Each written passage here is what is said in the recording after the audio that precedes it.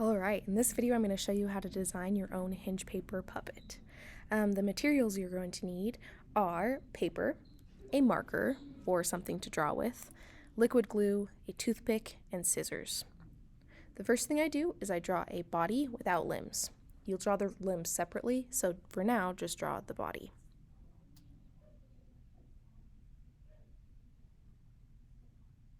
Next, you're going to draw the limbs, and you want to put a spot on the bottom where you're going to draw a circle, and that is where you will attach it to the body. So make sure there's a circle on the ends.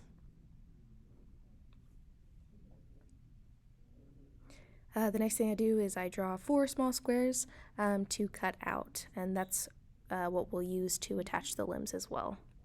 So start cutting those out, and then you're just going to cut out each individual limb and all of the other parts. And how I cut the circles is I just fold the little circle in half, and then I cut a half circle out so that it makes a circle. You can also use a paper punch if you have one. Those are great too. So cut every part of it out.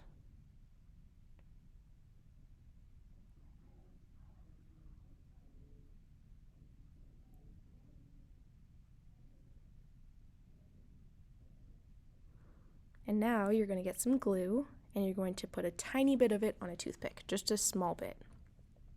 And then you're going to take your limbs, start with one, place it on the back of your little puppet, and then you're going to stick some glue on there, put a piece of paper on top, and then you're going to hold it down for 30 seconds. Make sure that the limbs don't get glue on them, or else they won't move.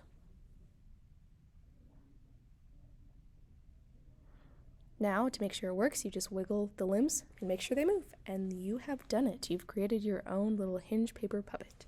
You can make a stop motion with this, or a GIF, or something else. Thanks for watching.